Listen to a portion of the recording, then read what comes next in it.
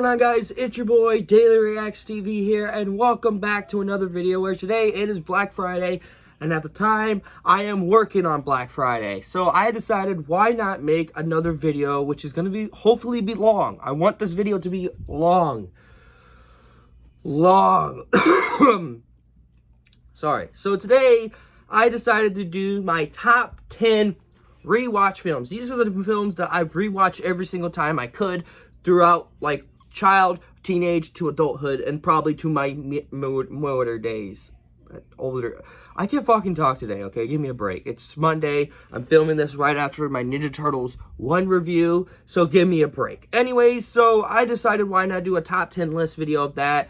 I do have some honorable mentions, and they are as follows. SpiderMan No Way Home, I added it so much on the list, I decided not to add it on the list this time. It is a good film, yes, but I decided to not add it on the list because I added it in my last two lists, my top 10 favorite movies of 2021 and my top 20 favorite movies in general. Like, we're going to do another one where, like, a top 21 favorite movies in general video. Hope you guys want that. You tell me in the comments below or in the chats. We got Free Guy, which is also in the honorable mentions. Sorry, I like the movie and all. I just don't like putting it into lists every time as well, along with No Way Home. So give me a freaking break. And finally, Ghostbusters from 1984. It was already on the list before, and I don't want to add it in another part of my list. But there is a Ghostbusters movie on this list. Don't worry, there is one. So without further ado, let's get into the number 10 spot, is where these two men wear black suits, walk around shooting aliens, and that is Men in Black 3. Now, a lot of you guys did not know, Men in Black 3 has been my favorite out of the Men in Black trilogy. I think it's one of the best films out there, and it teaches you a lesson. It really does. Like, there's the parts and the moments. You see why Jay and Kay are so connected in these films. You see why Jay and Kay are great partners, and you see why Kay really cares for Jay throughout the entirety of the film. It shows time and time again, and it really does show. It makes the film feel so realistic, and it was really well done how they did that, where Jay has to go back in time to save Kay from Boris the animal, the villain, the alien that Kay put away. And man, the movie was so good. And when I rewatched it and reviewed it on the channel, it was amazing sitting through it again. I really did love the film. So yeah, number 10 is Men in Black 3. I would have put it in the top 5s or top 3, but it was this low on the list because I haven't actually went back to it recently after February, after we reviewed the Men in Black movie, so I haven't went back to it yet, but I want to, though, for, like, a live reaction, maybe. It's on Netflix, guys. If you guys have it on Netflix in the US or wherever it's on Netflix or whatever, watch it, or buy the DVD and watch Men in Black 3. It's worth your time, trust me. So, yeah, number 10, Men in Black 3. Number 9 is a Broadway movie. Now, I am begging my mom to get me this for Christmas, and I'm gonna rewatch it. Off camera, maybe. And that is Dear Evan Hansen. This movie really, really shines. And it shows. It is based off of the Broadway musical. And it's also one of the best films I have seen in any time I've rewatched any film. Now, this is the film I wanted to rewatch, most definitely. And it shows, and it's going to be on the list of the top 10 rewatch films because I'm planning on rewatching it. And yes, it's worth a rewatch through my adulthood to my older years, and it shows that kids are dealing with mental depression. It's not all like you can't save the person and that. It really shows, and it teaches you a lesson not to lie and also deal with your depression a little bit differently and stuff like that. That's what the movie really shows, and I know a lot of people hated on it, which I don't understand why. I really liked the movie. I thought the movie really develops and it really shines, you know? It really shines throughout people watching Men in Black. Not Men in Black, Dear Evan Hansen. The songs are catchy. The story is interesting. It's sad. It makes you want to cry. You see Evan Hansen dealing with lying to this family that he's been friends with the kid that he wasn't really friends with, Connor Murphy. It shows time and time again throughout the film. And that's what made Dear Evan Hansen such a great film, and it made it on the list. Because without a doubt, it's my favorite movie, and it's something you cannot make a sequel to. Please don't make a sequel to this movie. But it was really good. I really had a great time with Dear Evan Hansen, and I want to rewatch it. And that's why it's on the top 10 rewatch films. So Give me a fucking break. Starting at number 8 spot is, of course, one of my favorite sequels from the trilogy, and that is Back to the Future Part 2. This film really shines throughout the entirety of the Back to the Future trilogy. And let me explain. There is certain moments in this film, you see the performance very strong by Michael J. Fox. You see, oh my god, you see the performance very strong by Christopher Lloyd. You see the performance very strong from everyone. And the story's really good. Oh my god, it really shows throughout the entire film. It really shows. Back to the Future Part 2 and the other two other ones, Part 1 and 3, are really rewatchable. And this one mostly is rewatchable by my standpoint. This is my favorite out of the trilogy. How they went, how they went to 2015, and it shows how Marty is going to face from his future. And time again, this movie is going to shine throughout my entire lifestyle. And it was really good when I was sitting through and rewatching it. And when I reviewed it and let it premiere on October of Halloween, this movie really shines. And it was one of the best films I've seen in a long time rewatching a film in general. So, yeah, Back to the Future Part 2 really shines throughout its entirety. I understand a lot of people hate it because, oh, they're in the future. That makes no inherent sense. Neither does them going to the old fucking West and Doc falls in love with a lady that lives in the Old West and he stays behind. That didn't make any sense in Back to the Future Part 3's standpoint. But you don't see me judging it from that standpoint because I judge it for the other stuff. But this film really shines, and it's my favorite out of the 3. It's the best part. Even Angel Alex said it's the best part. I'll even play the clip. Back to the Future Part 2. Oh, man, that's the best part. Back to the Future Part 2 is the best part. Don't argue with me. So, yeah, it's still the best part of the film. I still had a great time with Back to the Future Part 2. And also, yes, it's made on the list for a inherent reason. I know it's lower again. But hey, give me a freaking break. Alright, so yeah, number 8, Back to the Future Part 2. Number 7 was very hard to put on the list. It was very hard. Because it was gonna be something else, but then I was like, nah, I'm not gonna do that to myself. And that movie is Logan. Yep, it's already added in the list before. 2 lists. Why the hell are you adding it now? Hang on, calm down. Calm down. Let me explain. The only reason why I add this on the list was because I rewatched it recently and it made me want to rewatch the film again. Logan shows great character development, great story, great dynamic, a good part how Logan is feeling throughout this entirety of the film. A lot of things in this film made you feel depressed. This movie was very depressing. And it shows time and time again, Logan's death, how Logan became a non-person. He doesn't care about anyone else anymore, but he's an alcoholic. The only person he cares about is Charles.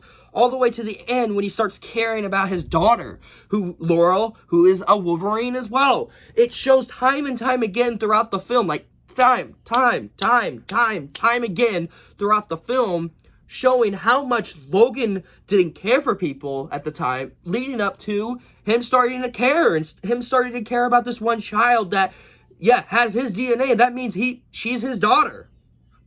It shows time and time again in this film. It shows time and time again, and that's what made the best performance out of Hugh Jackman as well. Hugh Jackman's best performance.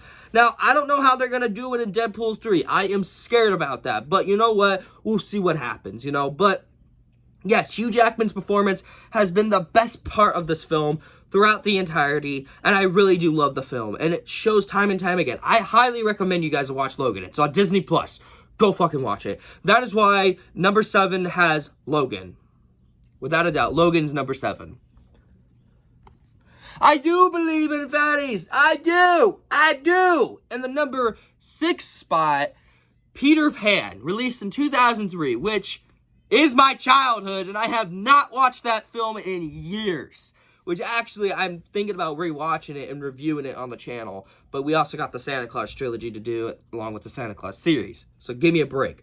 But yes, Peter Pan, released in 2003. One of my favorite movies from the Peter Pan history. Not Pan, not the 1978 Peter Pan movie released on Disney.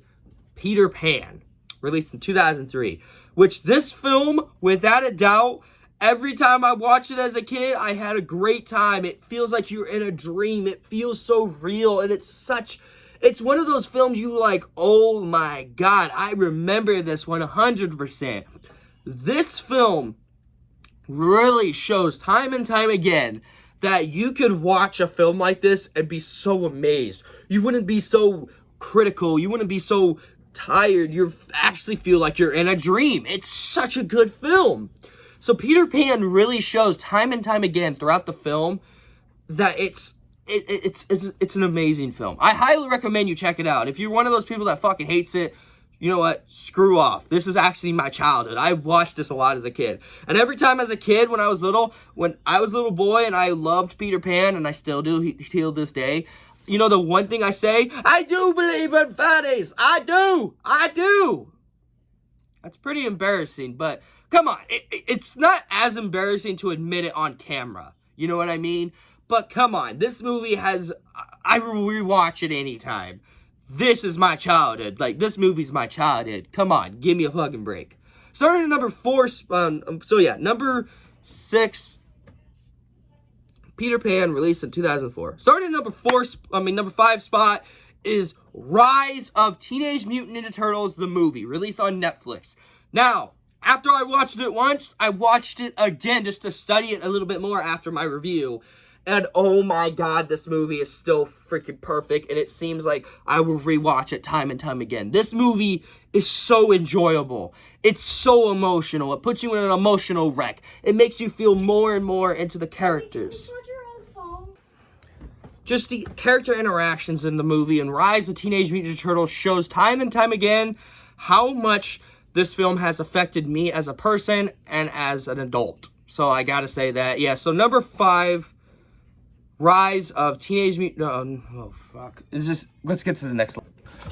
Starting at number 4 spot is When I Saw Your Face, I'm a Believer. Number 4 is Shrek II. This film really shines every time I rewatch this film. Shrek 2 is one of the best sequels from any animated film. The best sequel out of the Shrek trilogy. Quilogy, I meant. Sorry. I forgot to add Shrek III into the motto of this video. And, well, it made the movie very interesting so that Shrek will change his appearance just for Fiona. It made the film feel so much better. It made the film feel so believable, so heartbreaking every time I watch it, where you see Shrek saying he wants to give up being an ogre, but he loves Fiona, and he will do anything to make her happy. Anything to give her the life that she deserves. And that's what Shrek try to do in this film.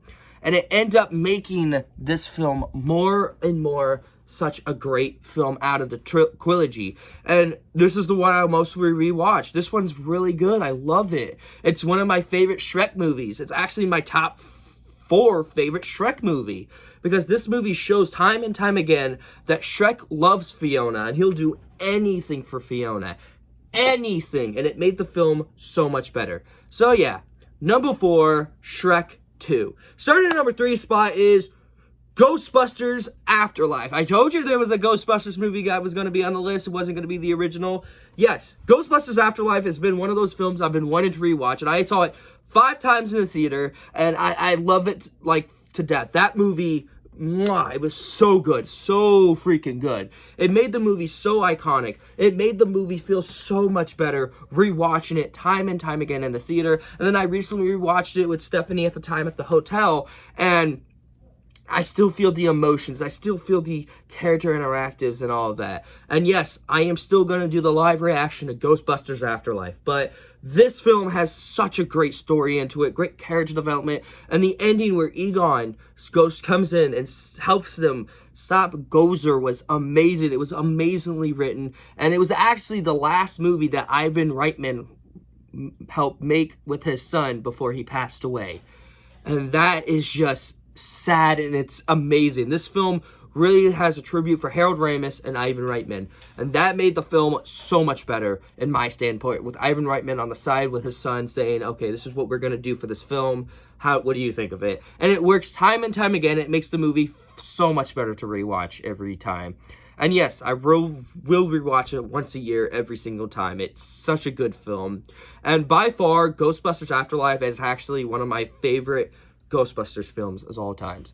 Now, number 2 is a tie between this and number 1. But number 2 is SpiderMan 2 with Tobey Maguire, released in 2004. Yeah, number 1 is going to actually be a big shocker because I recently reviewed that movie. Anyways, so yeah, number 2 is Spider-Man with Tobey Maguire, released in 2004, like I said. And this film, like I said, I'm not going to go too much into it, but you guys have to watch my review and my story time video where I told you guys why Tobey Maguire is my favorite Spider-Man. I pour my whole heart out to this movie. This movie shows time and time again for a Spider-Man fan who loved Tobey Maguire as the character. It shows time and time again that made Spider-Man such a great, iconic hero. And the way how he did it so far in this film is amazing. It shows time and time again. It made the movie so much better, rewatching it over and over again as a kid, teenager, and now as an adult. And it made the movie feel so much better. So yeah, Spider-Man 2 is in the number 2 spot. But what is in my number 1 spot? Well, I've been holding it up. I've been wanting to tell you guys what my number 1 spot for so long. And I actually just recently did a review for it last week. At number 1 is TMNT, released in 2007. Yeah, guys, TMNT, another Ninja Turtles film in the list. Look, Rise is good. It's amazing, but it couldn't beat my favorite animated Turtles movie. And actually, just recently still became my favorite Ninja Turtle movie. This movie digests. It experimented a lot of other things for this film, but it made it so much better. It made it so much enjoyable. They went dark. They got a great brother dynamic between Raph and Leo. And it proves time and time again where you fought with your siblings. It's so relatable in this film, where Raph believes that Leo left him for no Jahared reason, and he never came back because Raph is still pissed at him for leaving him. And he even said in the movie, he's like, we got along just fine without you. And Leo's like, and this color is fine, just dressing up like it's Halloween every night, carrying the nation of our family. Come on, Raph, what were you thinking? And Raph is still dying through it. But when Leo was taken by the Stone guys, he finally realized why Splinter chose Leonardo other than Raph. And also, Raphael is played by Nolan North, Nathan Drake himself. Come on, that is awesome. You cannot lie. That is one of the best things that any film has picked for a character like Raphael. Great choice for casting. Like, gotta say, the story is amazing. The animation holds up so well. I rewatched this movie 3 times this year, and it never really happens with other films like this on the list. This film, time and time again, makes Teenage Mutant Ninja Turtles so iconic in my life. And TMNT shows time and time again why Teenage Mutant Ninja Turtles has been my favorite thing to watch anytime. Ghostbusters, Spider-Man, and Ninja Turtles, and Harry Potter. And yes, I know Harry Potter's not on the list, but that's always been on the list. We'll continue that with the next year, maybe. We'll do a part 2 to this next year, maybe. But that again, TMNT is so memorable. So if you guys have Netflix, have it on Netflix here in America, watch it. If you guys don't have it on Netflix, but you have it on DVD, watch it. I still recommend the movie. It's amazing. Overall, guys, yeah, that is my top 10 rewatch films. I'd love to know what your guys' rewatch top 10 list. Tell me in the comments below. As always, smack the like button, press the red button, wish to subscribe, turn your notifications to be notified video I make. Go in and link in the description to my gaming channel, my horror channel, my Discord server. And as always, I'm Daily Reacts. Take care.